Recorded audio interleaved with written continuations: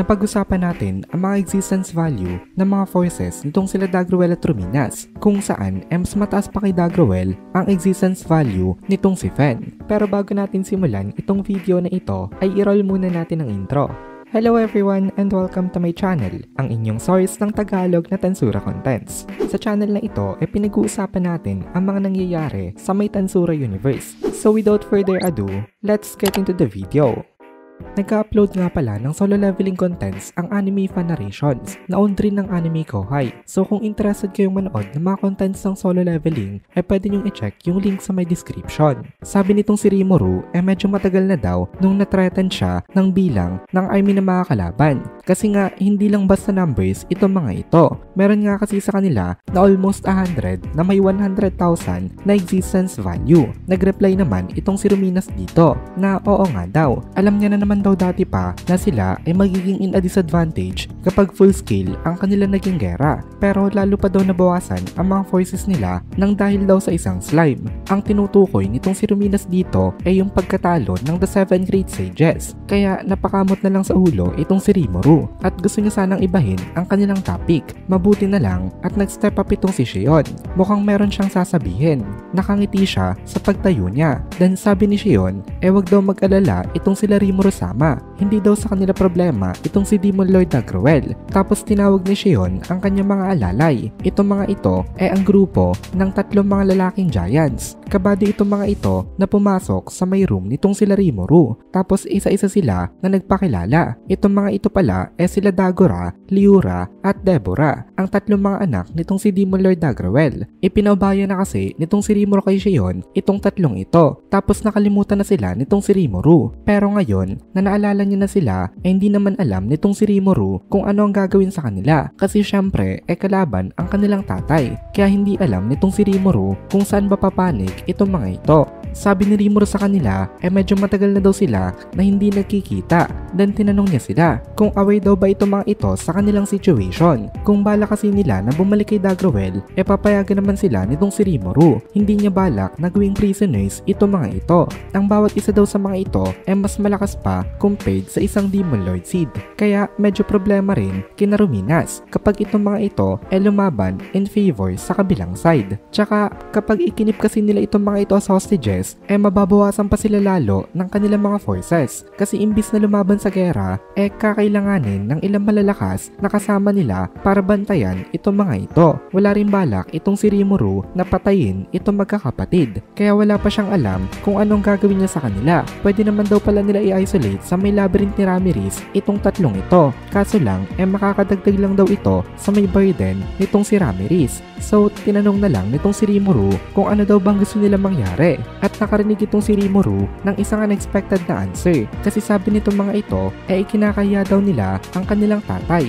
Dahil ito daw ay isang traitor at ito ay nag-switch sides. Narinig din daw nila ang patungkol sa may Uncle Fen nila. Pero pang bedtime stories lang daw nila yon. Hindi daw nila alam na makakalaya talaga ito sa ganitong klase ng ira. Tapos napakalakas pa daw pala nito. Mukhang kasing lakas daw ito ng tatay nila. Kaya tinanong nitong si Rimuru itong mga ito. Sabi ni Rimuru, makakalaban daw nila sa isang gera itong si Demon Lord Dagruel. So paano daw sila? Ano daw ang gagawin nitong mga bata na ito? Ang nauna nag-reply dito itong si Dagora. Sabi niya, away na daw sila doon. Kakampi na daw sila nitong si Lord Rimuru. At gusto daw nilang maitas ngayon kung gaano na sila kalakas compared dun sa may dati. Nagsalita din naman itong si Deborah na oo nga daw. Kagaya daw ng sinabi ng elder brother niya, mas malakas na daw sila ngayon kung ikukumpara dati. Dahil itrinain daw sila nitong si Shion sama. Araw-araw daw sila nito na binibigyan ng mga mabibigat na training. Hindi lang daw physical, pati mental na rin daw. And aside from that, pinagluluto pa daw sila nito ng mga masasarap na pagkain. Dito na daw sila nasanay sa may Tempest kasi meron na rin naman daw sila na mga kaibigan dito. Kaya ang dahilan daw kung bakit nagpapalakas sila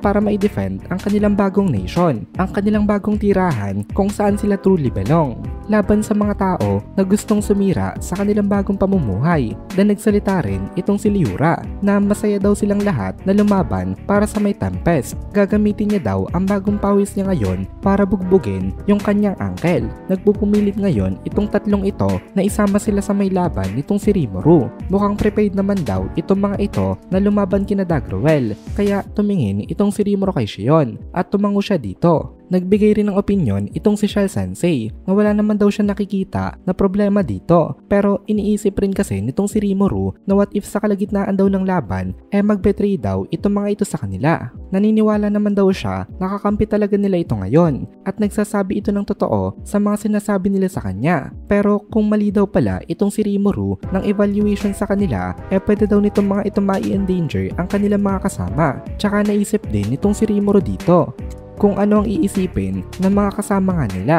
Maaaring ang ilan daw sa mga ito maging reluctant na makipaglaban alongside this trio kasi alam nga nila na anak ni Demon Lord Dagruel itong tatlong ito. Kumbaga, hindi agad sila makakapagtiwala na talagang sila ay on the same side. Pero nagreply uli itong si Shell Sensei na again, sa tingin niya daw, wala daw problema. Napaka-unlikely daw na mangyari nung sinabi nitong si Rimuru-sama. Tapos after sabihin ni Shell yun, biglang nagbukas yung pinto at lumabas dito itong sila Gobso. Nagsalita ito na sana daw ay payagan daw nitong si Rimuru-sama na lumaban na kasama nila itong sila Daguchi at ang iba pa. Nakita dito nitong si Rimuru ang dedication nitong si Gobso kasi unlike his usual face meron siyang pinapakita na malakas na conviction. Napaka-fearless daw ng kanyang facial expression. Napansin rin nitong si Rimuru na iba na itong aura nito. Mukhang mas malakas na daw ngayon itong si Gobso at kung naniniwala naman daw itong mga kasama nila na pwede sila makipaglaban na magkasama, sa tingin daw nitong si Rimuru, tama nga daw itong si Shell Sensei na wala nga daw siyang dapat na ipag-alala pa kasi hindi lang naman daw mag-isa itong si Gobso na nagsabi ng opinion niya. Marami na sila dito. Lahat ng mga subordinates nitong si Shion na member ng Yomiga Eri ay idinidefend verbally itong trio. Ito daw ang patunay na kabilang na talaga sa side ng Tempest itong mga anak nitong si Dagruel. At dito na muna natin tatapusin itong video na ito. Kung nagugustuhan mo itong mga videos natin, ay please consider joining the membership para mapanood mo na agad ang mga kasunod na part dahil palaging advance ang ating mga members. Also, ay please consider leaving a like at mag-comment ka na din para ma-boost naman tayo ng algorithm.